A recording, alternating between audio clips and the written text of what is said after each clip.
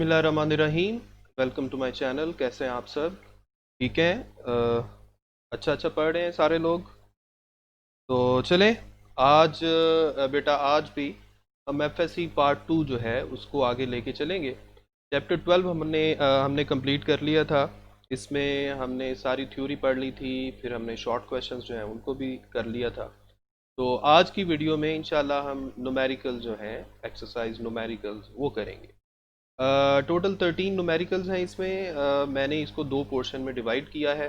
आज की वीडियो में हम पहले 6 न्यूमेरिकल्स देखेंगे और नेक्स्ट वीडियो में इंशाल्लाह हम बाकी के जो 7 न्यूमेरिकल्स हैं उनको देखेंगे। तो चलें अपनी बुक की तरफ चलते हैं। मैं आपको एक दफ़ा बुक दिखा देता हूँ। जी, ये है आपकी बुक। इसमें आप देख सकते हैं न्यूमेरिकल नंबर 1, एक नज़र आप देख लें। इसी तरह के बाद ये सेकंड न्यूमेरिकल है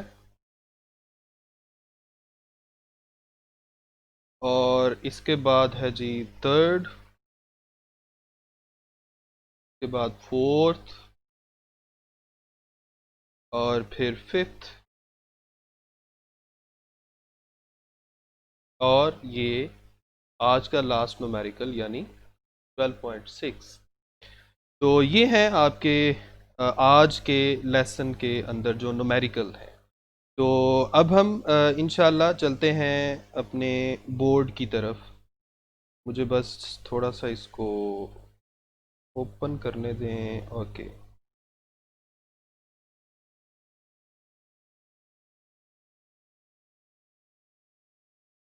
जी, हम आ गए हैं बोर्ड की तरफ। जी, आप सब ये बोर्ड देख सकते हैं सामने जो आपको नज़र आ रहा है।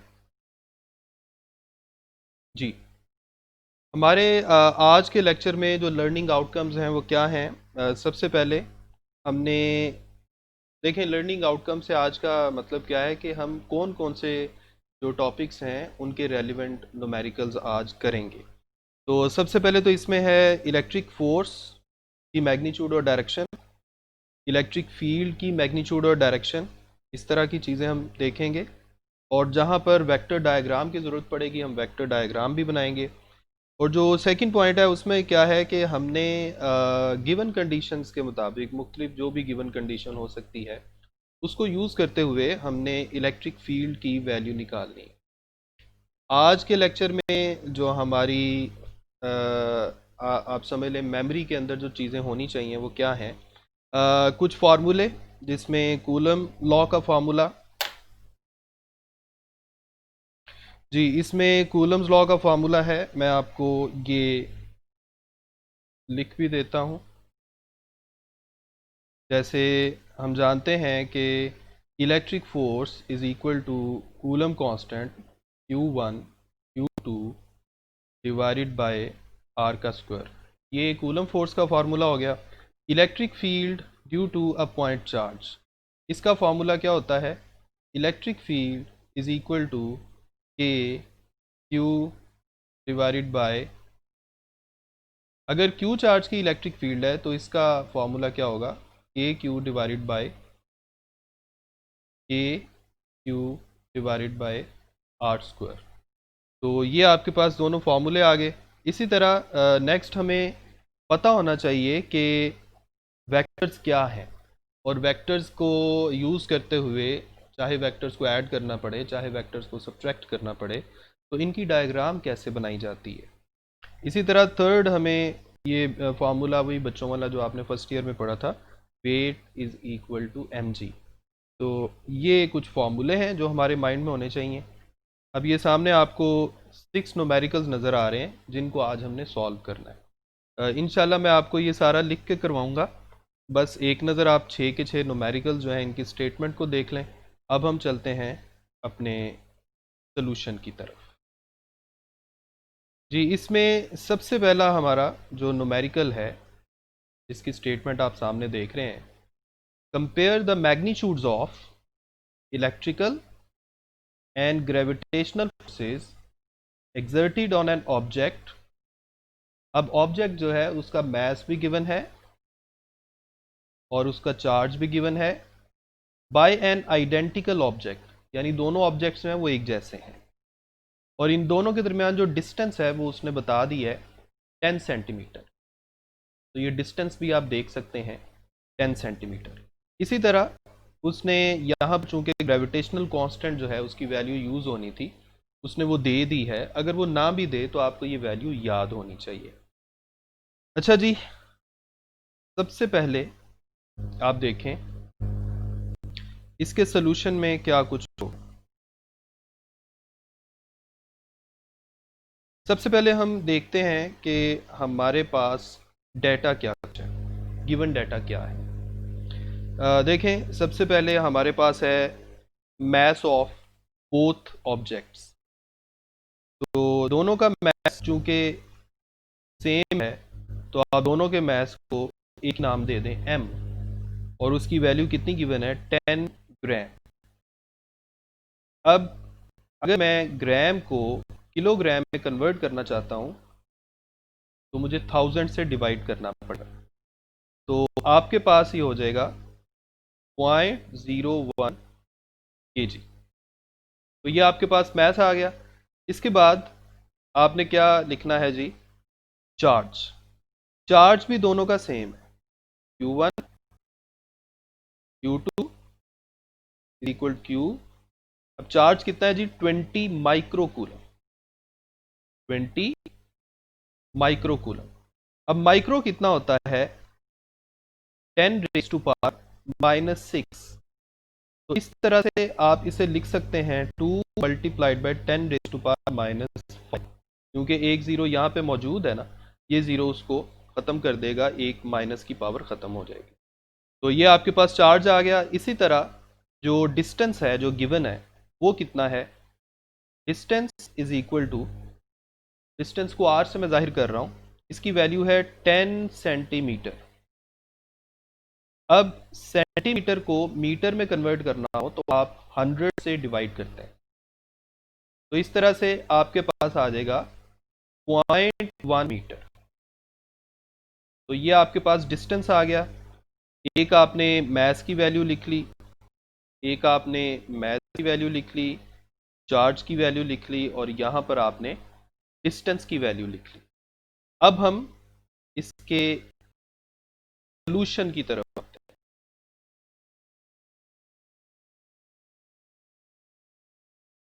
जी बेटा, सोल्यूशन में सबसे पहले हम क्या करेंगे, सबसे पहले हम ऐसा करते हैं, हम ग्रेविटेशनल फोर्स निकालने के लिए उसका फार्मूला लिखते हैं, ग्रेविटेशनल फोर्स का फार्मूला। अच्छा, एक बात मैं आपको बता दूं कि हमारा इसमें एम क्या है। कंपैरिजन का मतलब होता है कि आपने देखें, मैथमेटिक्स में कंपेयर करने का मतलब होता है कि दो क्वांटिटीज की रेशो लेना। तो इसका मतलब है यहां भी हमने दोनों क्वांटिटीज की रेशो लेनी है। कौन कौन सी दो क्वांटिटीज, इलेक्ट्रिकल और ग्रेविटेशनल फोर्स, यानी electrical force divided by gravitational force, ये रेशो हमने फाइंड करनी है। तो सबसे पहले मैं ऐसा करता हूं, इलेक्ट्रिकल फोर्स जो है उसका फार्मूला लिखता हूं। हम जानते हैं कि इलेक्ट्रिकल फोर्स का ये फार्मूला होता है। अब इस के की वैल्यू हमने याद की है 9 into 10 raise to power 9। Q1 और Q2 दोनों की वैल्यू सेम है। तो सेम वैल्यू कितनी है, Q1 और Q2 दोनों की वैल्यू है 2 इंटू 10 रेज़ टू पावर -5। तो आप दो दफ़ा 2 इंटू 10 रेज़ टू पावर -5 लिख लें, या एक ही दफ़ा लिख के उसका स्क्वायर कर लें, बात एक ही है। इसी तरह नीचे R, डिस्टेंस कितना है 0.1, तो 0.1 का स्क्वायर आ गया। तो ये है सारा का सारा आपके पास, जो भी इसको आप कैलकुलेट करेंगे आपका कोई ना कोई आंसर आ जाएगा। इसके बाद मैं फाइंड करता हूं ग्रेविटेशनल फोर्स। ग्रेविटेशनल फोर्स जो है इसका फार्मूला होता है capital G m1 m2 divided by r square. Capital G की वैल्यू आपको याद भी होनी चाहिए, यहां पर गिवन भी थी 6.67 multiplied by 10 to power -11। Mass की वैल्यू जो है वो सेम थी, और वो कितनी थी किलोग्राम में, 0.01 किलोग्राम। 0.01 को 2 दफा मैंने लिया और नीचे डिस्टेंस उतना ही है 0.1 का स्क्वायर, इसकी भी कोई ना कोई वैल्यू आ जाएगी। लेकिन हमारा काम इतना नहीं है, हमने एक स्टेप आगे, यानी इनकी जो भी वैल्यूज आएंगी वो आप कैलकुलेटर से कैलकुलेट कर सकते हैं। Electrical force divided by gravitational force, इनकी जो भी वैल्यूज आएंगी उनको जब आप डिवाइड करेंगे, तो आपका फाइनल आंसर आएगा 5.4 मल्टीप्लाइड बाय 10⁻14। और चूंकि ये दोनों फोर्सेस की रेशो है, सेम क्वांटिटीज की जो रेशो है उसका कोई भी यूनिट नहीं होता। तो दिस इज योर आंसर, ये आपका आंसर आ गया। तो बेटा ये सिंपल सा छोटा सा न्यूमेरिकल, जिसमें आपने सबसे पहले क्या किया, डेटा लिखा। डेटा में जो भी वैल्यूज़ हैं उनको पहले एसआई यूनिट्स में कन्वर्ट किया। मैस का एसआई यूनिट केजी होता है और चार्ज का एसआई यूनिट कूलम होता है। उसमें जो भी मल्टीपल वगैरह लगा हुआ है उसकी वैल्यू लिखी। डिस्टेंस का एसआई यूनिट मीटर होता है, उसको मीटर में कन्वर्ट किया इसीलिए। फिर हमने दोनों फार्मूले लिखे जो रिक्वायर्ड थे और उसके बाद हमने फार्मूलों में वैल्यूज़ पुट की और फिर रेशो ले ली। तो ये सिंपल सा आपका न्यूमेरिकल था। तो न्यूमेरिकल नंबर 2 है, ये कंपैरेटिवली थोड़ा सा कॉम्प्लिकेटेड है। ये वो कह रहे जी, calculate the net force on charge Q as shown in the figure. सबसे पहले मैं डायग्राम में थोड़ी सी एडिटिंग करता हूं, आपने इसको बड़े ही गौर से देखना है। देखें, हमने क्यू चार्ज पे लगने वाली रिजल्टेंट या नेट फोर्स की मैग्नीट्यूड निकालनी है। लेकिन क्यू चार्ज के करीब दो चार्जेस पड़े हुए हैं, एक आपको नजर आ रहा है Q1 और दूसरा आप देख सकते हैं Q2। और Q चार्ज ये पड़ा हुआ है जिसको मैं अभी अभी रेड कर रहा हूं। डायग्राम को मैं थोड़ा सा बड़ा कर देता हूं ताकि आपको अंडरस्टैंडिंग में ज़्यादा आसानी हो। अब देखिए, चूंकि फोर्स की हम बात करने जा रहे हैं और फोर्स वेक्टर क्वांटिटी है और वेक्टर में मैग्नीट्यूड के साथ साथ डायरेक्शन का भी ख्याल रखना पड़ता है। इसका मतलब है यहाँ पर हमें डायग्राम बनाकर, वेक्टर की फॉर्म में डायग्राम बना के, यानी वेक्टर डायग्राम बनाकर हमें इस न्यूमेरिकल को सॉल्व करना पड़ेगा। अगर आप इस न्यूमेरिकल में डायग्राम नहीं बनाएंगे तो फिर आपको एग्जामिनर पूरे नंबर नहीं देगा। अब सबसे पहले ऐसा करते हैं, Q1 की बात करते हैं। Q1 पॉजिटिव है, जो Q है वो भी पॉजिटिव है। Q जो है वो 4 माइक्रोकूलम है और Q1 कितना है, 1 माइक्रोकूलम। अब चूंकि Q के ऊपर लगने वाली Q1 की वजह से फोर्स की बात करनी है, तो चूंकि Q1 और Q दोनों लाइक चार्जेस हैं, इसका मतलब है दोनों एक दूसरे को रिपेल कर रहे हैं। तो Q1 की वजह से जो Q के ऊपर फोर्स लग रही है उसकी डायरेक्शन होगी ये जो मैंने अभी अभी बनाई है। और ये जो फोर्स है इसको मैं नाम दे देता हूं F1। ठीक है जी, इसको मैंने नाम दे दिया F1। ऑलराइट, इसी तरह आप गौर करें, जितना यहां पर थीटा एंगल बन रहा है, क्योंकि हमने इसी वेक्टर को आगे एक्सटेंड किया है, तो यहां पर भी सेम एंगल यानी थीटा बनेगा। और अब F1 जो है ये चूंकि एक्स एक्सिस के साथ हॉरिजॉन्टल के साथ कोई एंगल बना रही है, तो बेहतर यह है कि हम इसको रेक्टेंगुलर कंपोनेंट्स में डिवाइड कर लें। तो देखें बेटा, इसका मेथड क्या होता है कि आप वेक्टर के हेड से सीधा परपेंडिकुलर ड्रॉ करें, जो अभी अभी आपको नजर आ रहा है, और टेल से इस पॉइंट ऑफ इंटरसेक्शन तक ये वेक्टर का एक्स कंपोनेंट और ये वेक्टर का वाई कंपोनेंट। अब F1 जो है इसका एक्स कंपोनेंट क्या होगा बेटा, इसका एक्स कंपोनेंट होगा F1 कॉज ऑफ थीटा। इसी तरह इसका जो वाई कंपोनेंट है वो क्या होगा, F1 साइन ऑफ थीटा। तो ये दोनों कंपोनेंट्स हमने बना लिए। अब हम बात करते हैं, मैं ये जो Q2 है इसकी बात करने के लिए मैं ग्रीन कलर यूज करता हूं, ताकि आप दोनों की डायग्राम्स में डिफ्रेंशिएट कर सकें। अब देखें, चूंकि Q2 जो है ये नेगेटिव चार्ज है और जो Q है वो पॉजिटिव चार्ज है। Q और Q2 के दरमियान जो फोर्स लगेगी that would be force of attraction.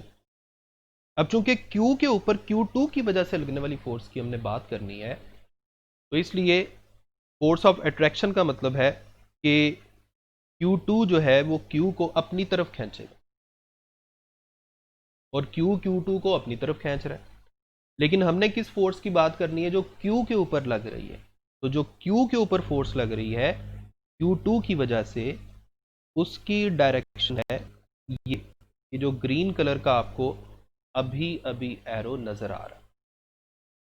अब आप गौर करें, ये वाली जो दो लाइंस हैं, ये दोनों लाइंस जिन पे मैं अभी अभी टिक कर रहा हूं, ये हॉरिजॉन्टल है एक्स एक्सिस, और ये जहां मैंने अभी अभी वेक्टर ड्रॉ किया था ग्रीन कलर का, ये इसको कट कर रही है। तो जितना एंगल इस तरफ थीटा उसने मेंशन किया है, उतना ही एंगल इस तरफ बनेगा। ठीक है। अब मैं क्या करूंगा, अब मैं इसके हेड से ऊपर ये जो एक्स एक्सिस आपको नजर आ रहा है यहां पर परपेंडिकुलर ड्रॉ करूं, तो आपके पास दो कंपोनेंट्स आ जाएंगे। एक ये वाला एक्स कंपोनेंट और एक यहां से लेके इसके हेड तक वेक्टर आप ड्रॉ करेंगे, ये वाला, दिस इज वाई कंपोनेंट। अब ये जो मैंने अभी अभी फोर्स जाहिर की है, फर्ज करें इस फोर्स को मैं F2 का नाम दे देता हूं। तो F2 के जो दो कंपोनेंट्स हैं जो मैं अभी अभी बनाए हैं ग्रीन कलर में, जो हॉरिजॉन्टल कंपोनेंट है उसे आप बोलेंगे F2 cos थीटा, और जो ये वर्टिकल कंपोनेंट है इसे आप बोलेंगे F2 sin थीटा। तो बेटा डायग्राम में जो आपने वेक्टर्स की मदद से रेजोल्यूशन करनी थी वो थोड़ा सा मुश्किल काम था। अगर आपको इस डायग्राम की अच्छे से समझ आ गई है तो आप बड़ी ही आसानी से सारा का सारा न्यूमेरिकल सॉल्व कर लेंगे। तो बाकी सारा डेटा हमारे पास गिवन है, डायग्राम में भी सारी चीज़ें नज़र आ रही हैं, चार्जेस की वैल्यूज़ भी गिवन है, चार्जेस का जो आपस में डिस्टेंस है वो भी गिवन है, एंगल थीटा गिवन नहीं है, लेकिन चूंकि एंगल थीटा दोनों में सेम है तो इसमें काफ़ी सारा हमें फ़ायदा हो जाएगा, कहीं कैंसलेशन भी हो सकती है, काफ़ी सारी चीज़ें जो है वो रिड्यूस हो सकती हैं। तो ये आपकी डायग्राम। अब हम चलते हैं सोल्यूशन की तरफ। डेटा जो है, सबसे पहले जैसे मैंने फर्स्ट न्यूमेरिकल में किया, आप सेम उसी तरह डेटा लिखेंगे। वो मैं लिख देता हूं आपको। सबसे पहले हम लिखेंगे जी गिवन डेटा। गिवन डेटा जो है इसमें Q चार्ज है, Q1 चार्ज है और Q2 चार्ज है। अब Q कितना है? 4 माइक्रोकूलम। माइक्रो की मैंने वैल्यू लिख दी। Q1 कितना है? 1 माइक्रोकूलम। मैंने यहां भी माइक्रो की वैल्यू लिख दी। और Q2 कितना है? -1 माइक्रोकूलम। मैंने यहां पर भी माइक्रो की वैल्यू लिखी। तो ये मैंने तीनों चार्जेस लिख लिए। इसके बाद डेटा के अंदर और क्या चीज़ है बेटा? चूंकि Q के ऊपर Q1 की वजह से जो फोर्स लग रही है उसे मैंने F1 का नाम दिया है। इसी तरह जो Q और Q1 के दरमियान डिस्टेंस है, distance between Q and Q1, इसे मैं R1 का नाम दे देता हूं और ये आपको नजर आ रहा है 1 मीटर लिखा हुआ। इसी तरह चूंकि Q के ऊपर Q2 की वजह से लगने वाली फोर्स को F2 का नाम दिया मैंने, तो इसका मतलब ये हुआ कि आप F Q2 और Q के दरमियान जो डिस्टेंस है, तो यहाँ पर 1 मीटर आपको नज़र आ रहा है, इसे R2 का नाम दे सकते हैं, यानी distance between q and Q2 is equal to R2, और ये भी डायग्राम में हमें 1 मीटर नज़र आ रहा है। बाकी भी डायग्राम में 3 डिस्टेंस यहाँ पे हमें नज़र आ रहे हैं, जैसे एक ये वाला आप देख सकते हैं, और एक ये वाला। इनकी आगे न्यूमेरिकल को सॉल्व करते हुए हमें थोड़ी बहुत ज़रूरत पड़ेगी, उसकी बात तब करेंगे। तो ये था डेटा। हम आते हैं सोल्यूशन की तरफ, और जो सोल्यूशन है उसमें सबसे पहले F1 और F2 की मैंने आपको बात बता दी कि F1 क्या है और F2 क्या है। F1 जो है, अगर मैं इसकी मैग्नीट्यूड लिखूं सबसे पहले,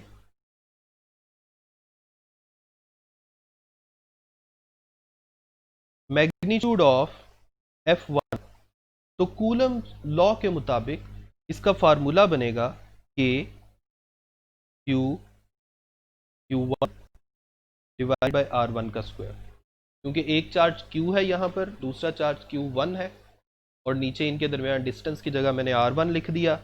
तो यहाँ पर आप वैल्यूज पुट करेंगे, K की जगह 9 × 10⁹ Q जो है वो कितना है 4 माइक्रो कूलम, और Q1 कितना है 1 माइक्रो कूलम। तो मैंने ये दोनों वैल्यूज लिख दी। R1 यानी इनके दरमियान डिस्टेंस कितना है 1, तो ये 1 का स्क्वायर आ गया। अब आप देखें, जब आप ये सारी वैल्यूज जो है इनको आपस में सॉल्व करेंगे, तो 9 टाइम्स 4 क्या होता है 36, मल्टीप्लाइड बाय 10⁻9 और 10⁻⁻6, कितना बचेगा 10⁻3। तो ये आपके पास F1 जो है उसकी मैग्नीट्यूड आ गई। इसी तरह दूसरा काम हमने क्या करना है, F2 की मैग्नीट्यूड निकालनी है, यानी मैग्नीट्यूड ऑफ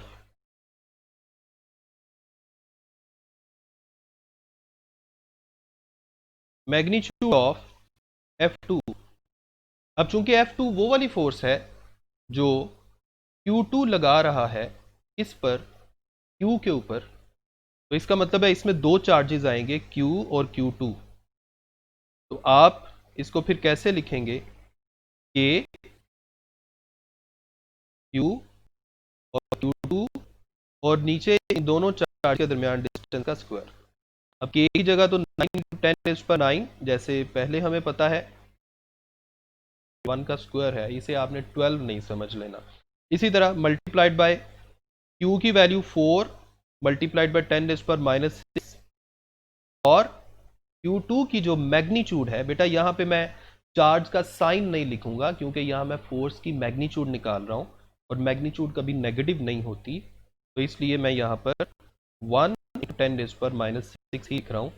हालांकि ये चार्ज नेगेटिव है, लेकिन मैंने फिर भी इसकी वैल्यू को पॉजिटिव लिखा है। नेगेटिव साइन सिर्फ डायरेक्शन ऑफ फोर्स के बारे में हमें बताता है, यहाँ पर हम फोर्स की डायरेक्शन की बात नहीं कर रहे। तो यहाँ पर जब आप इनको मल्टीप्लाई करेंगे तो आप देख सकते हैं कि आपका आंसर जो है वो सेम आएगा। अच्छा, यहाँ पर ऊपर हमने थोड़ी सी मिस्टेक कर दी है, आप गौर करें, यहाँ पावर जो है ये वाली नहीं आती, ये पावर बनती है, ये तो हो गया ना 10 की पावर -12, और ये 9 है, तो ये पावर बनेगी 10⁻³ बचेगा आपके पास। अब यहाँ पर आ जाए 36 मल्टीप्लाइड बाई 10⁻³ तो दोनों फोर्सेस की जो मैग्नीट्यूड है वो बिल्कुल सेम आ रही है। अब हम आते हैं फोर्सेस के कंपोनेंट्स की तरफ। क्योंकि फोर्स वेक्टर क्वांटिटी है, इसलिए इसकी डायरेक्शन की बात करना ज़रूरी है। अगर इसकी डायरेक्शन की बात करना ज़रूरी है, इसका मतलब है हम इसके एक्स और वाई कंपोनेंट्स को डील करेंगे, इनके बगैर काम नहीं चल सकता। तो चलें, सबसे पहले मैं यहां पर एक हेडिंग लिख रहा हूं, रिजल्टेंट फोर्स, या लिख दें x component of resultant force. Resultant force से क्या मुराद है? क्योंकि दो फोर्सेस की हम बात कर रहे हैं, F1 और F2 की, इनकी रिजल्टेंट फोर्स का मतलब है इन दोनों का वेक्टर सम। अब वो कैसे निकालेंगे अभी हम देखते हैं।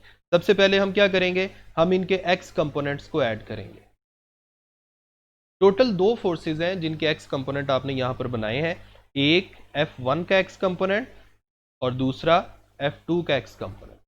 तो आप सिंपली क्या करेंगे, इन दोनों के x कंपोनेंट्स को ऐड कर देंगे, तो आपके पास क्या आ जाएगा, रिजल्टेंट फोर्स का x कंपोनेंट।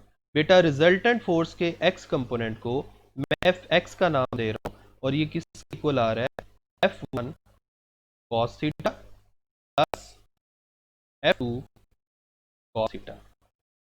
तो अब देखें, आप गौर करें, F1 और F2 दोनों की मैग्नीट्यूड सेम आ रही है। देखें 36 मल्टीप्लाइड बाई 10 इज पर -3, 36 मल्टीप्लाइड बाई 10 इज पर -3। अगर दोनों की मैग्नीट्यूड सेम आ रही है, अगर दोनों की मैग्नीट्यूड सेम आ रही है, इसका मतलब है यहां पर हम सेम वैल्यू लिखेंगे। तो आप ऐसा करें, आप F1 और F2 को सेम ही कह दें, क्योंकि इनकी मैग्नीट्यूड तो सेम आई है।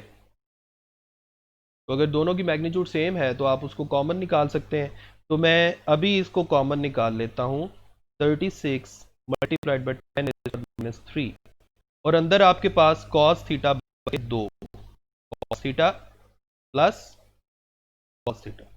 जारी बात है ये भी एंगल सेम है, तो ये भी 2 कॉस थीटा हो जाएगा। तो सिंपली आप इसको लिख सकते हैं 36 मल्टीप्लाइड बाई 10 रेज़्ड पर -3, और ये बन गया 2 कॉस थीटा, 2 कॉस थीटा। अब आप जरा 36 को 2 से मल्टीप्लाई करें, क्या बनेगा, ये बनेगा 72 -3, वैसे का वैसा। और अब हम बात करते हैं कॉस थीटा की। आप जरा देखें डायग्राम में कॉस थीटा किसके इक्वल है।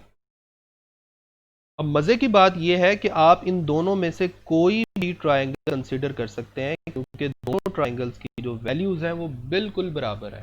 हाइपोटेनस भी एक जैसा है, बेस भी एक जैसी है, और परपेंडिकुलर भी एक जैसा है। तो आप इस ट्रायंगल में, राइट एंगल ट्रायंगल में कॉस थीटा की अगर वैल्यू लें, तो हम जानते हैं कॉस थीटा किसके इक्वल होता है, base over hypotenuse. Base over hypotenuse, cos theta किसके इक्वल होता है,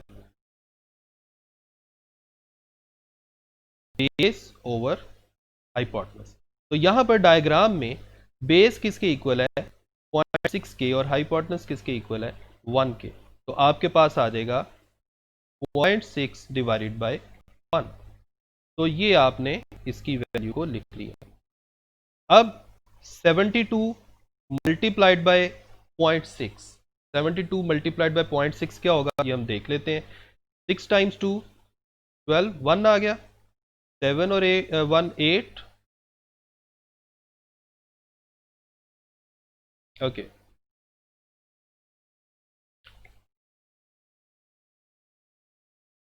सॉरी, इसमें क्या होगा, 7, मैं भी कहूँ कि इतना छोटा आंसर कैसे आ रहा है, मल्टीप्लीकेशन ही हम गलत कर रहे हैं। 6 टू 12, 2 1 आ गया, और 7 6 48, और 1 डालें तो कितना हो जाएगा, 4 9, और डेसिमल आ जाएगा यहाँ पे। तो ये बन जाएगा 49.2 multiplied by 10 raised to power -3। ये आपके पास हॉरिजॉन्टल कंपोनेंट का रिजल्टेंट फोर्स का एक्स कंपोनेंट जो है उसकी मैग्नीट्यूड आ गई। रिजल्टेंट फोर्स के एक्स कंपोनेंट की मैग्नीट्यूड, ठीक हो गया।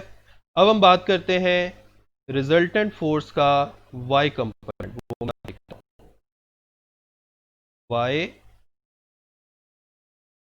Component of resultant force. बेटा y component of resultant force जो है उसे मैं वाई का नाम दे देता हूं। अब जरा डायग्राम में देखें, जरा दो वाई कंपोनेंट्स हैं, एक F1 साइन थीटा और एक F2 साइन थीटा। आप गौर करें, F1 sine theta vertically upward है और F2 sine theta vertically downward है। अगर आप F1 साइन थीटा को पॉजिटिव लें तो F2 साइन थीटा को क्या लेना पड़ेगा, नेगेटिव। तो आपके पास आ जाएगा F1 sine theta minus F2 sin theta. अब आप जानते हैं F1 और F2 दोनों की मैग्नीट्यूड सेम आई थी। अभी जो हमने ऊपर लिखी थी वैल्यू 36 मल्टीप्लाइड 10⁻³ साइन थीटा ये भी सेम है। तो इसका मतलब है ये पूरा जो फैक्टर है ये आपस में कैंसल आउट हो जाएगा और आपके पास रिजल्टेंट फोर्स का जो y कंपोनेंट है वो 0 आ जाएगा। अब आखिरी चीज क्या है कि अब हमने रिजल्टेंट फोर्स की मैग्नीट्यूड निकाली। अभी तो आपको रिजल्टेंट फोर्स के x कंपोनेंट की मैग्नीट्यूड पता चली और y की मैग्नीट्यूड पता चली, तो रिजल्टेंट की मैग्नीट्यूड क्या होगी? मैग्नीट्यूड ऑफ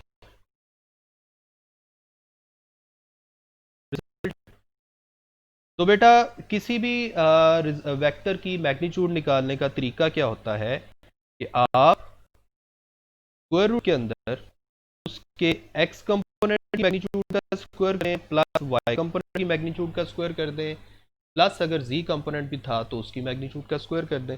लेकिन यहाँ पे हमारे पास दो कंपोनेंट्स हैं इसलिए हम दो ही लिखेंगे।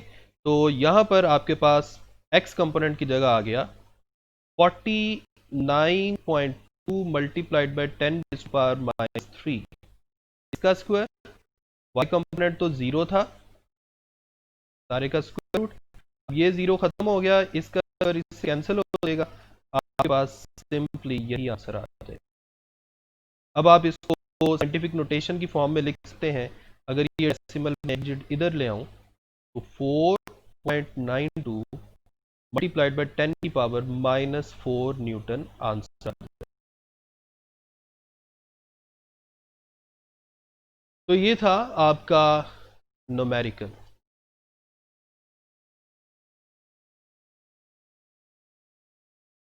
अच्छा एक सेकंड, मुझे ऐसा लगता है कि हमने कोई थोड़ी बहुत वैल्यू जो है उसको मल्टीप्लाई करते हुए मिस किया है। एक नज़र हम देख लेते हैं। कैलकुलेटर यूज़ करने का यही नुकसान होता है कि आपकी जो सिंपल मल्टीप्लिकेशन है वो बड़ी वीक हो जाती है। ये देखें, 36 को 2 से मल्टीप्लाई किया, 72 ठीक है। 72 को 6 से मल्टीप्लाई करें क्या होगा? ओके ओके, बज़ाहिर तो ये ठीक लग रही है। Okay let me check.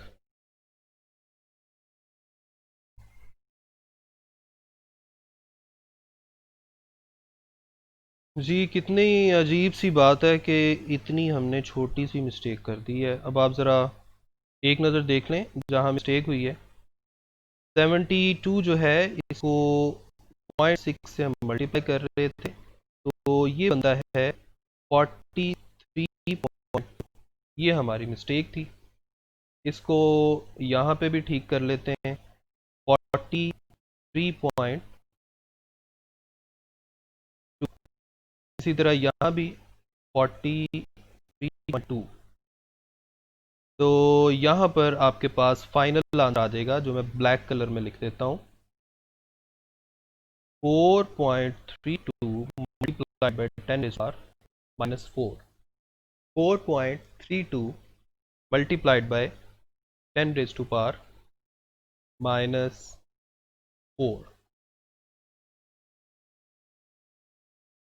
-4 नहीं -2 हो जाएगा, सॉरी -3 था, डेसिमल इस तरफ आएगा तो ये -3 हो जाएगा।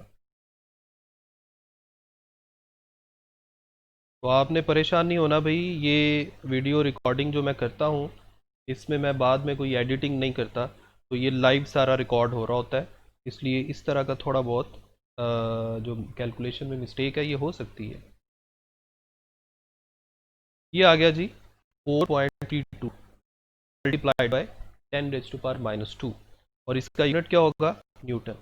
अब क्वेश्चन ये है कि इसकी डायरेक्शन क्या होगी। अब आप ज़रा गौर करें, देखें डायग्राम में आप देख सकते हैं कि y कंपोनेंट्स ने तो एक दूसरे को कैंसिल आउट किया था, सिर्फ x कंपोनेंट बाकी थे और x कंपोनेंट्स जो हैं वो दोनों सेम डायरेक्शन में, जारी बात है पॉजिटिव x एक्सिस के अलॉन्ग है। तो इसका मतलब है रिजल्टेंट फोर्स जो हमने अभी अभी फाइंड की है इसकी डायरेक्शन क्या होगी? Along positive x axis.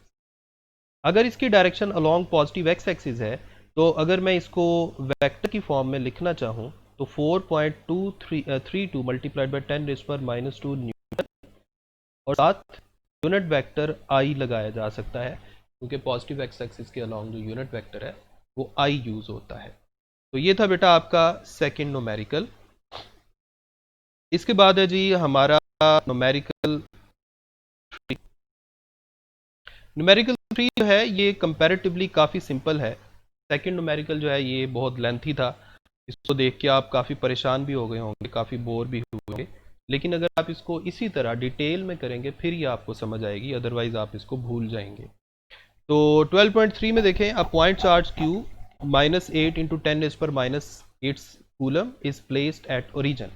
तो सबसे पहला पॉइंट क्या है जी, ये पॉइंट चार्ज ओरिजिन पे पड़ा हुआ है और calculate electric field at a point 2 centimetre from the origin on z axis.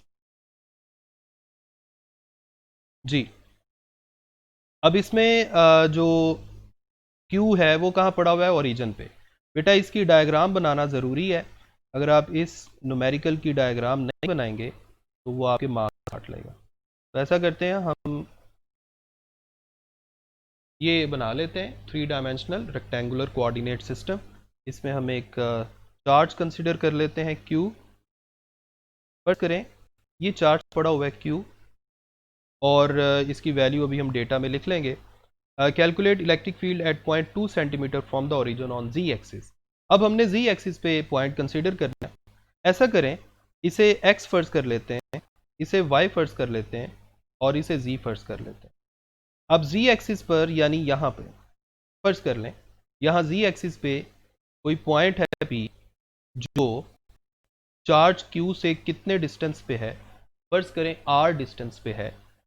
अब पॉइंट पी पे चार्ज क्यू की वजह से इलेक्ट्रिक फील्ड आ रही है, हमने वो इलेक्ट्रिक फील्ड फाइंड कर। तो चलें अब न्यूमेरिकल को हम शुरू करते हैं। इसमें भी सारा मेथड वही होगा। सबसे पहले हम डेटा लिखेंगे। हमारे पास यहाँ पे गिवन डेटा क्या है, सबसे पहले तो हमारे पास है चार्ज क्यू, इसकी वैल्यू नेगेटिव है, -8 × 10⁻⁻8 कूलम। इसी तरह दूसरा हमें डिस्टेंस की वैल्यू गिवन है, आर इज इक्वल टू कितना है जी, 2 सेंटीमीटर। अब 2 सेंटीमीटर को अगर आप मीटर में कन्वर्ट करें तो 100 से डिवाइड करना पड़ेगा, आपके पास ये हो जाएगा 0.02 मीटर। ये डिस्टेंस आ गया और बस, और कोई चीज़ भी गिवन नहीं है, ना किसी चीज़ की ज़रूरत है। अब सिंपली आप क्या करेंगे, सोल्यूशन, और इसके सोल्यूशन में सबसे पहले हम electric field due to a point charge का फार्मूला लिखेंगे, k q divided by r square. K की वैल्यू क्या होती है, के की वैल्यू क्या होती है जी, जी के की वैल्यू होती है 9 × 10⁻⁹ और क्यू कितना है, -8। अब चूंकि यहाँ पे नेगेटिव साइन है, मैं अभी मैग्नीट्यूड लिख रहा हूँ, नेगेटिव साइन को भी हम शामिल करेंगे लेकिन डायरेक्शन की बात करते हुए फिलहाल मैं मैग्नीट्यूड लिख रहा हूँ। तो मैग्नीट्यूड की जगह आप नेगेटिव साइन ना लिखें, उसका कोई नुकसान नहीं है। इसी तरह चार्ज आ गया, नीचे डिस्टेंस कितना है, 0.02। जब आप इसको कैलकुलेट करेंगे तो आपका आंसर आएगा 1.8 मल्टीप्लाइड बाय 10⁻²।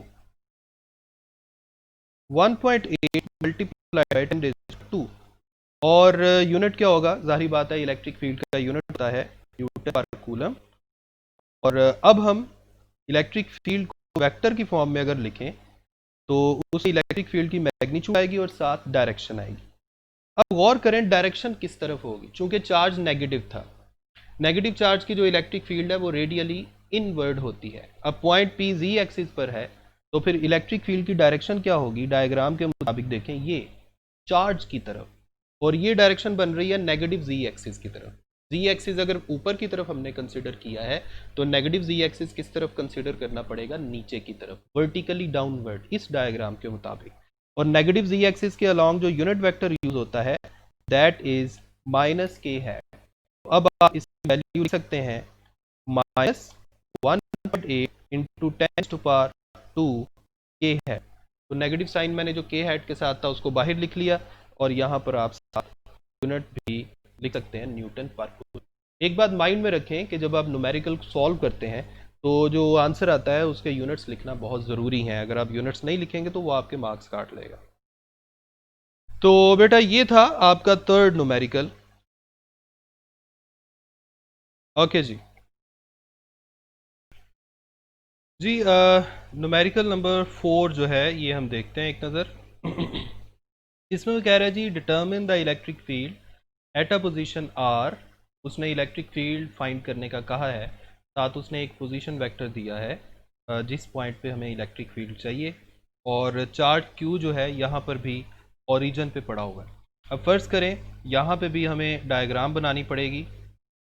आपके पास एक एक्स एक्सिस आ गया, एक वाई एक्सिस आ गया, और ये ओरिजिन है। तो चार्ज है जिसकी वो बात कर रहा है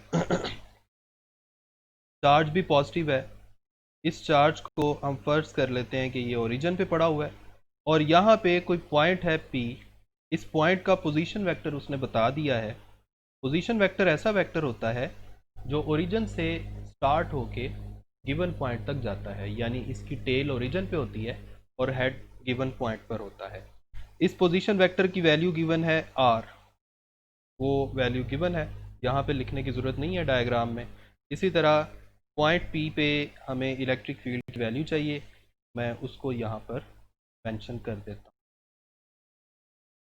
ठीक हो गया। तो ये है सिंपल सा न्यूमेरिकल, इसको हम सॉल्व करते हैं। बड़ा ही आसान है, इसमें कोई मुश्किल चीज़ नहीं है। इस एक्सरसाइज में जो सबसे लेंथी और कंपैरेटिवली डिफ़िकल्ट न्यूमेरिकल आप समझ सकते हैं वो न्यूमेरिकल 2 था जो आप कर चुके हैं। तो बेटा सबसे पहले यहाँ पर आ गया हमारे पास डेटा। डेटा में आपके पास आएगा चार्ज क्यू 5 इंटू 10⁻⁻6 कूलम। इसी तरह पोजीशन वेक्टर आपके पास आ जाएगा 4i प्लस 3j, और वो कह रहा है कि इसके जब आप यूनिट लिखेंगे तो वो आप मीटर में लिखेंगे। तो ये है आपके पास डेटा। अब हम आते हैं सोल्यूशन की तरफ। फाइंड हमने क्या करना है, electric field at point P जो मैंने डायग्राम में मेंशन किया है। तो सोल्यूशन में क्या होगा जी, इसके सोल्यूशन में सबसे पहले आप इलेक्ट्रिक फील्ड का फार्मूला लिखेंगे k q divided by r square, और साथ एक यूनिट वेक्टर लिखेंगे आर हैट, और यहाँ पे मैंने वेक्टर का निशान लगा दिया क्योंकि अगर हम इलेक्ट्रिक फील्ड को वेक्टर फॉर्म में फाइंड करना चाहें तो मैग्नीट्यूड के साथ एक यूनिट वेक्टर भी आना चाहिए। अब आप यहाँ पर इनकी वैल्यूज पुट करें। By the way r magnitude जो है ये हमने फाइंड नहीं किया, या इससे पहले ऐसा करें, वैल्यूज पुट करने की से पहले फार्मूला को थोड़ा सा रीअरेंज कर लेते हैं। आर हैट, कोई भी यूनिट वेक्टर जो है उसको लिखने का फार्मूला क्या होता है, ऊपर वेक्टर और नीचे उसकी मैग्नीट्यूड। तो इस तरह से आपके पास हो जाएगा के Q R vector divided by नीचे आर का क्यूब हो जाएगा, आर की मैग्नीट्यूड का क्यूब। तो ये आपके पास एक फार्मूला बन गया। अब हम क्या करेंगे, अब हम इसमें फार्मूला आप बना चुके हैं, इस फार्मूला को आप कोई नाम दे सकते हैं। फर्स्ट करें आप इसे क्वेश्चन नंबर 1 कह देते हैं। अब हमें देखें के कांस्टेंट, कूलम कांस्टेंट, इसकी वैल्यू हमें याद होनी चाहिए 9 इंटू 10⁻⁹। चार्ज जो है उसकी वैल्यू गिवन है, और आर यानी मैग्नीट्यूड, मैग्नीट्यूड हमें नहीं पता, वेक्टर की फॉर्म में वैल्यू गिवन थी। हम क्या करेंगे, हम इस वेक्टर का मैग्नीट्यूड निकालेंगे, और मैग्नीट्यूड का मेथड क्या होता है, स्क्वायर रूट के अंदर एक्स कंपोनेंट की मैग्नीट्यूड का स्क्वायर प्लस वाई कंपोनेंट की मैग्नीट्यूड का स्क्वायर, 4 का स्क्वायर प्लस 3 का स्क्वायर। ये आपके पास 16 प्लस 9 और 25, और स्क्वायर रूट लेने पे आपके पास आ गया 5। तो ये आपके पास मैग्नीट्यूड आ गई 5 मीटर। अब आप इक्वेशन 1 में ये वैल्यूज़ पुट कर दें। जब आप इक्वेशन 1 में ये वैल्यूज़ पुट करेंगे तो आपके पास फाइनल आंसर आ जाएगा इलेक्ट्रिक फील्ड का। के किसके इक्वल होता है, 9 मल्टीप्लाइड बाय 10⁻⁹। चार्ज की वैल्यू कितनी गिवन है, देखें यहाँ पर 5 मल्टीप्लाइड बाय 10⁻⁻6 और नीचे मैग्नीट्यूड की जगह 5 का क्यूब, और यहाँ पर साथ वेक्टर r की वैल्यू भी हमने लिखनी है। तो वेक्टर r किसके इक्वल है, 4i प्लस 3j और ब्रैकेट क्लोज्ड। अब देखें ये एक 5 जो है, ये एक 5 इसके साथ कैंसिल, नीचे स्क्वायर रह जाएगा। आपके पास यहाँ पर आ गया जी 9, ऊपर 9 आ गया, मल्टीप्लाइड बाय 10 की पावर 9 और -6 में कितना बचेगा, 10 की पावर 3, और नीचे 5 का स्क्वायर है, ये 25 बन गया, और ब्रैकेट के अंदर है 4i प्लस 3j। अब आप इनको सिंपल मल्टीप्लिकेशन के थ्रू सॉल्व कर सकते हैं या डिवीजन के थ्रू, कैलकुलेटर के थ्रू। अब आपका आंसर आएगा, मैं आपको फाइनल आंसर लिख के बता देता हूँ, 1440i। सारी बात है, यहाँ जो कुछ भी आएगा उसको आप पहले इसके साथ मल्टीप्लाई करेंगे, फिर आप इसके साथ मल्टीप्लाई करेंगे, प्लस 1080j, और इलेक्ट्रिक फील्ड का यूनिट लिखना ज़रूरी है, यानी न्यूटन पर कूलम। नीचे वाला कूलम मुझसे ठीक लिखा नहीं गया, आप इसको ठीक कर लें, ये देखें न्यूटन पर कूलम।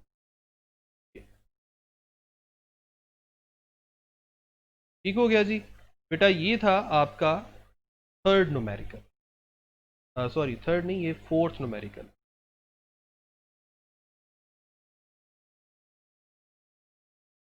जी ठीक हो गया जी, ये फोर्थ था। अब हम आते हैं न्यूमेरिकल नंबर 5 की तरफ। न्यूमेरिकल नंबर 5 जो है, ये थोड़ा सा, ये भी थोड़ा सा समझने वाला है, इसलिए थोड़ा सा आप अटेंटिव होके बैठें। इसमें वो कह रहा है जी 2 पॉइंट चार्जेस, ये पॉइंट चार्जेस सामने लिखे हुए आपको नज़र आ रहे हैं। Q1, Q1 बेटा नेगेटिव है, और दूसरा चार्ज कौन सा है, Q2, Q2 जो चार्ज है ये पॉजिटिव है। ठीक हो गया।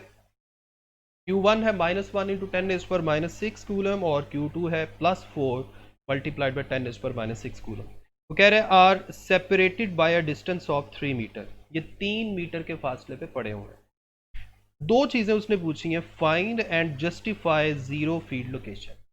कह रहा है ज़ीरो फील्ड, इन दोनों की वजह से, यानी इन दोनों की फील्ड का जो आपस में इंटरेक्शन होगा, उसकी वजह से जो रिजल्टेंट फील्ड जिस पॉइंट पर ज़ीरो बनेगी, हमने वो वाला पॉइंट फाइंड करना है, यानी उस पॉइंट का फासला निकालना। तो सबसे पहले हम डायग्राम बनाते हैं। डायग्राम में मैं थोड़ी सी बातें आपको समझाऊंगा, वो आपने बड़े ही गौर से सुननी है। देखें बेटा, दो चार्जेस हैं, एक नेगेटिव और एक पॉजिटिव। हम ऐसा करते हैं, यहाँ पर नेगेटिव चार्ज बना लेते हैं, -Q1 जो नेगेटिव चार्ज है, और यहाँ पर हम पॉजिटिव चार्ज कंसिडर कर लेते हैं, +Q2। अब इनके दरमियान जो डिस्टेंस है वो उसने बता दिया है, डिस्टेंस बिटवीन द चार्जेस वो है जी 3 मीटर। ठीक हो गया। इस डिस्टेंस को आप डी का नाम दे दें।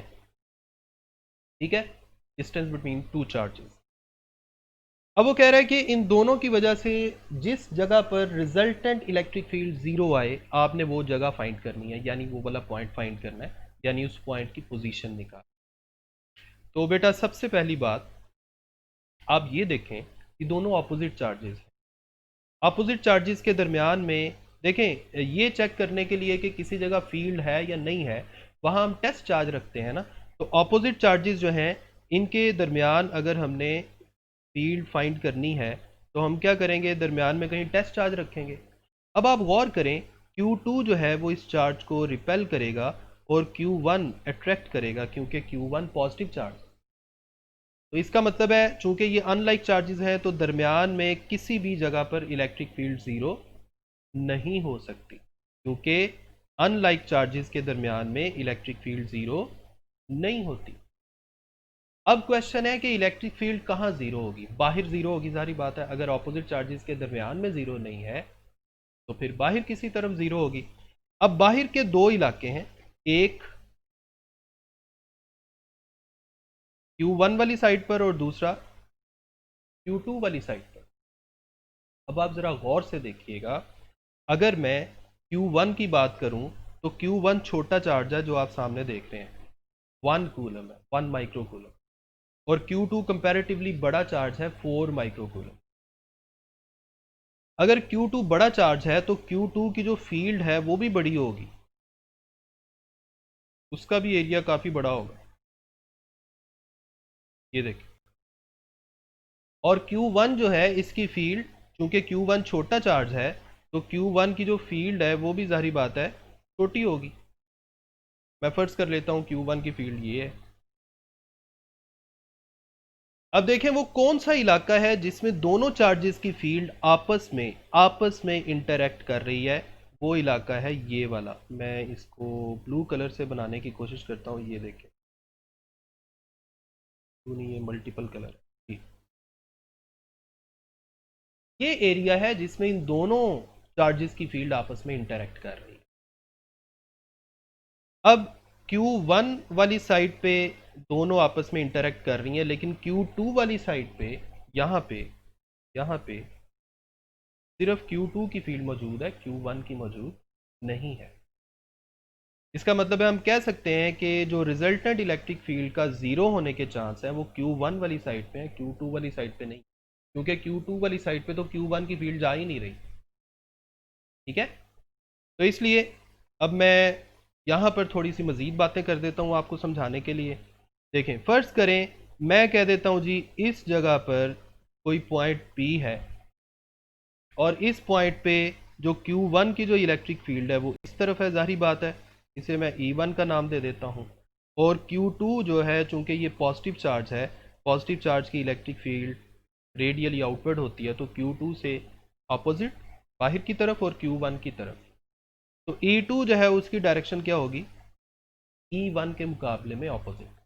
अगर मैं E1 Q1 की इलेक्ट्रिक फील्ड का नाम रख देता हूँ और E2 Q2 की इलेक्ट्रिक फील्ड का नाम रख देता हूँ, तो दोनों जो हैं वो एक दूसरे के अपोजिट होंगी। क्यों? क्योंकि दोनों चार्जेस एक दूसरे के अपोजिट हैं।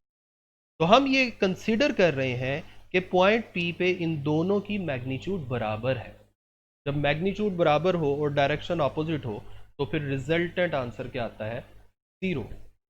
इसका मतलब है हम कंसीडर कर लेते हैं कि at this position resultant electric field is 0। ठीक है, अब फर्ज करें ये पॉइंट P जो है ये Q1 से कितने डिस्टेंस पे है, x डिस्टेंस पे। ठीक है, और डायग्राम के मुताबिक Q2 से इसका डिस्टेंस क्या बन रहा है, x प्लस ये वाला डिस्टेंस d। तो ये आपके पास डायग्राम आ गई। अब हम ऐसा करते हैं कि बेटा मैं डेटा जो है उसको लिखने में टाइम ज़ाया नहीं करता, फिर वीडियो काफ़ी लंबी हो जानी है। डेटा आपके सामने मौजूद है, आपने उसी तरह डेटा लिखना है। डेटा लिखना ज़रूरी है क्योंकि डेटा के मार्क्स भी एग्जामिनर के पास होते हैं। तो मैं डायरेक्ट सोल्यूशन लिखता हूँ, आपको डाटा लिखने का पता चल चुका है। सबसे पहले आपने लिखना है कि E1 की जो फर्ज करें इलेक्ट्रिक फील्ड ऑफ Q1 की इलेक्ट्रिक फील्ड को आप E1 का नाम दे दें, और ये कितनी है जी, K Q1, और पॉइंट P से फासला कितना है, x, तो डिस्टेंस का स्क्वायर आता है। इसे आप इक्वेशन नंबर 1 का नाम दें। इसी तरह यहां पे हम करते हैं जी इलेक्ट्रिक फील्ड ऑफ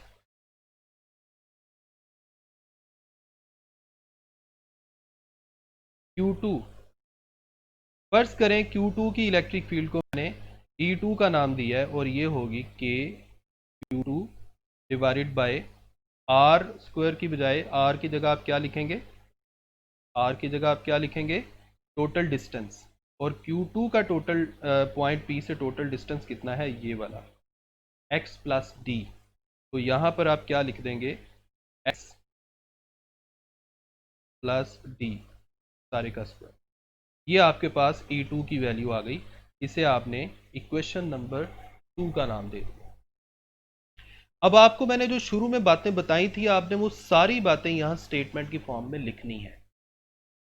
पहला point, because both charges are opposite, तो resultant electric field can never be zero in between the two charges. और दूसरा पॉइंट आपने क्या लिखना है, resultant electric field would be zero outside the charges but near the या towards the smaller charge, इसकी magnitude कम है। ये स्टेटमेंट आपने लिख देनी है और फिर आपने नीचे ये वाली कैलकुलेशन या डेरिवेशन कर देनी। ठीक हो गया। फिर आपने एंड पे क्या लिखना है जी, यहाँ पे आप क्या लिखेंगे, अभी यहाँ पे आप क्या लिखेंगे, यहाँ पे आप लिखेंगे because at this point electric field due to both charges has same magnitude and opposite direction, it means they cancel out each other. अगर इनकी मैग्नीट्यूड सेम है तो फिर हम लिख सकते हैं कि E1 is equal to E2। जब ये दोनों बराबर होंगी तो कुछ कैंसिल भी होगा, आपने दोनों को इक्वल कर दिया, ठीक है, के से कैंसिल हो गया। अब बेटा मैं इस तरफ आ जाता हूँ थोड़ा सा, क्योंकि मैंने डायग्राम यहाँ बना दी थी, अब मैं अपनी डेरिवेशन को यहाँ ले आ जी। लेफ्ट हैंड साइड पे आपके पास था के Q1 divided by x square, right hand side पे था के Q2 divided by x plus T का स्क्वायर। अब के से कैंसिल हो जाएगा। अब आप ऐसा करें, Q1 और Q2 की वैल्यूज पुट करें। Q1 जो था वो था 1 इंटू 10⁻⁻6, x की वैल्यू हमने फाइंड करनी है, x का square is equal to Q2 कितना था 4 इंटू 10⁻6 और नीचे x प्लस टी का स्क्वायर आ गया। अब आप ज़रा गौर कीजिएगा एक दफ़ा, मैंने यहाँ पर Q1 के साथ नेगेटिव साइन नहीं लिखा, की वजह क्या है, आप में से कोई बता सकता है उसकी वजह क्या है। Q1 के साथ नेगेटिव साइन इसलिए नहीं लिखा क्योंकि नेगेटिव साइन सिर्फ हमें डायरेक्शन ऑफ इलेक्ट्रिक फील्ड के बारे में बताता है। अब चूंकि हम शुरू में कह चुके हैं कि both electric fields are in opposite direction, तो इसलिए वो डायरेक्शन में हमने नेगेटिव साइन को जस्टिफाई कर दिया है। यहाँ चूंकि हम मैग्नीट्यूड्स को इक्वल कर रहे थे तो इसलिए यहाँ पर नेगेटिव साइन नहीं लिखेंगे, उसकी ज़रूरत नहीं पड़ेगी। ये 10⁻⁻6 आपस में कैंसिल हो गया। अब आप इनको क्रॉस मल्टीप्लाई कर दें, लेफ्ट हैंड साइड पे x प्लस टी सारे का square is equal to 4 into x का स्क्वायर। अब दोनों तरफ स्क्वायर रूट ले लें। जब आप दोनों तरफ स्क्वायर रूट ले लेंगे, यहाँ पर भी और यहाँ पर भी, ये इससे कैंसिल और जो 4 है वो 2 बन जाएगा, 2x। यहाँ आपके पास आ जाएगा x प्लस टी। अब आप क्या करेंगे, क्योंकि हमें x की वैल्यू चाहिए तो इस x को उस तरफ ले जाएं, तो 2x माइनस एक्स इक्वल आ जाएगा d के, x is equal to d, और d की वैल्यू शुरू में ही हमने लिखी थी, वो कितनी थी 3 मीटर। तो इसका मतलब है x की वैल्यू भी आपके पास आ जाएगी 3 मीटर। ऑलराइट, ये आपके पास था आपका न्यूमेरिकल नंबर 5,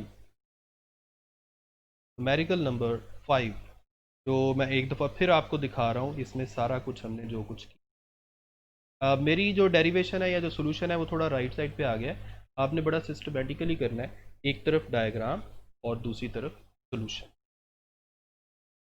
जी 6 नंबर जो न्यूमेरिकल है, इसमें क्या कह रहा है जी, ये बड़ा ही आसान न्यूमेरिकल है, बहुत ही सिंपल न्यूमेरिकल है, ज़रा गौर से देखिएगा। Find electric field strength required to hold suspended particle of mass, particle का मैस गिवन है एंड चार्ज भी गिवन है between the two plates 10 centimetre apart. अब इसमें कह रहा है जी, आपको याद होगा मिल्कन्स मेथड आपने पढ़ा था, जिसमें हमने चार्ज पार्टिकल को इलेक्ट्रिक फोर्स और मैग्नेट और वेट के दरमियान सस्पेंड किया।